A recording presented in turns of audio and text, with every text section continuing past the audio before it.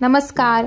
तुमच्याकडे पण आता नवरात्रीची सुरुवात झालीच असेल साफसफाईला. मी पण आजपासून साफसफाईला सुरुवात केलेली आहे.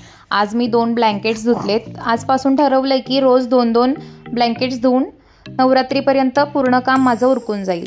समोरच्या टेरेसला पण तुम्ही बघू शकता की सगळीकडे गोधड्या ब्लँकेट्स हेच धुवायचं काम चाललंय. साफसफाई म्हणजे नवरात्र आली की झालीच पाहिजे. आमच्या टेरेसवरनं मगाशी इथे कबूतर दाणे खात होते. मी आल्यावरती ते सगळे उडून गेले. आमच्या टेरेसवरती तुळस लावली आहे आणि जास्वंदीचं झाड पण लावलेलं आहे. ते मागचं झाड कुठलं आहे हे काय मला माहिती नाही बरं का, म्हणून ते सांगू शकत नाही मी. तुम्हाला माहिती असेल तर नक्की कमेंट करून मला सांगा.